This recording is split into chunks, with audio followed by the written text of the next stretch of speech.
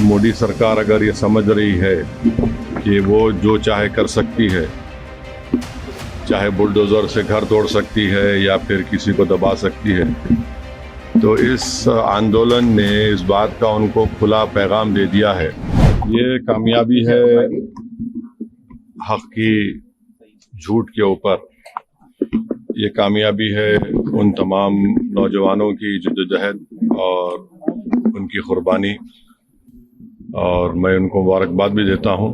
और आज का जो तब्दीली पैदा हुई है वो इस बात की तरफ इशारा देता है कि मोदी सरकार अगर ये समझ रही है कि वो जो चाहे कर सकती है, चाहे बुलडोज़र से घर तोड़ सकती है या फिर किसी को दबा सकती है, तो इस आंदोलन ने इस बात का उनको खुला पैगाम दे दिया है कि अब तानाशाही नहीं चलेगी। लोकशाही अगर चलाना है तो संविधान के दायरे में जिसको बाबा साहब अम्बेडकर ने बनाया उसके तहत चलाना पड़ेगा। और हम उम्मीद करते हैं कि मुस्तकबिल में, फ्यूचर में कोई पेपर लीक कहीं पर भी किसी प्रदेश में या फिर किसी हमारे देश के नेशनल जो एग्जाम्स होते हैं उसमें नहीं होगा। अभिजीत दिपके कह रहे हैं कि अभी ये लड़ाई बाकी है, अभी तो ये सिर्फ शुरुआत है। क्या कहा आपने? अभिजीत दिपके कह रहे हैं कि अभी तो ये लड़ाई और भी बाकी है, अभी ये शुरुआत है। प्रोटेस्ट भी सर पहला विकेट गिरा है, प्रोटेस्ट खत्म। हाँ, तो लड़ाई लड़ने का इख्तियार भारत के संविधान ने सबको दिया है, और अभी मोदी सरकार के अभी 2 ही साल तो मुकम्मल हुए हैं, तो जाहिर है सबको मिलकर जिद्दोजहद करना पड़ेगा। अखिलेश यादव कह रहे हैं कि इनकलाब की जीत हुई है। अब वो उनके बारे में मुझे सर अजय राय है कांग्रेस अध्यक्ष, वो कह रहे हैं कि अब धर्मेंद्र प्रधान की गिरफ्तारी भी होनी चाहिए और फिर उसके बाद जांच होनी चाहिए। कोई दूसरी पार्टी का क्या बोलेगा, हमसे क्यों पूछ रहे हैं आप? वो जवाब देंगे अपना। सर लीडर ऑफ अपोजिशन के पे तो वो बताएंगे। सर वो बोल रहे हैं कि लड़ाई जो है इस पूरे मामले में जो कार्यवाही है, जिन्होंने लाठीचार्ज किया है पुलिस वालों पे, उनके खिलाफ कार्यवाही होनी चाहिए और एक्शन सख्त होना चाहिए। आपका क्या स्टैंड है? 4 लोगों को पेलेट गन से गोली मारी गई और एक की तो आंख जाए होने वाली है।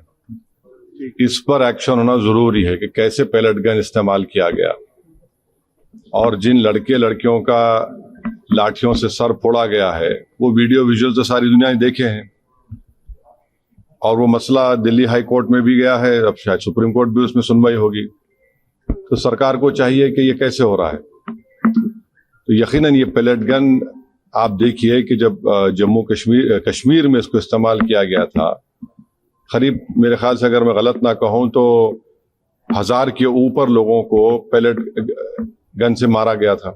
उसमें से 50-60 लोग बिल्कुल देख नहीं सकते हैं। तो पेलेट गन का इस्तेमाल जिन 4 युवाओं पर हुआ है उसकी तो तहकीकात होनी चाहिए। एक तो मंसूरी है जबलपुर मध्य प्रदेश के, जो BA MBA करे, एक इसमें कोई आपकी बरादरी का आउटलुक का जर्नलिस्ट है। तो ऐसे कैसे होगा? तो बिल्कुल गलत हुआ है। और जिन लड़कियों को आपने उनसे बदसलूकी की, बल्कि वो तो सेक्सुअल असॉल्ट भी हुआ उनके ऊपर, वो भी कैमरा वीडियोस में कैद है, तो इस पर यकीनन एक्शन होना चाहिए। 36 दिन बाद इस्तीफा आया है, इतने कियोस्क के बाद, तो आपको लगता है कि सरकार ने देरी की है इसमें? अब सरकार झुकने के लिए देरी कर दी ना, 36 दिन लगे उनको झुकने के लिए। शिक्षा व्यवस्था में कुछ सुधार अब होना है सर, इसमें किस तरह की? उत्तर प्रदेश में कितने पेपर का लीक हुआ बताइए? कितने पेपर्स का लीक हुआ है?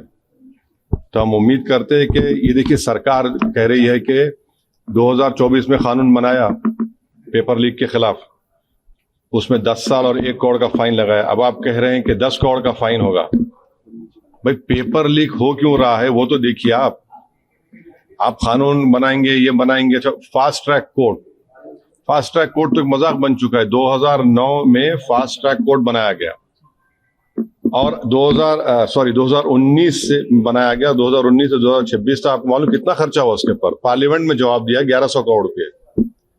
और अभी भी पूरे देश में 2,65,000 केसेस फास्ट ट्रैक कोर्ट में चल रहे हैं। अभी बैकलॉग है। उत्तर प्रदेश में 71% बैकलॉग है। तो ये सरकार के बोलने में और करने में बहुत फर्क है।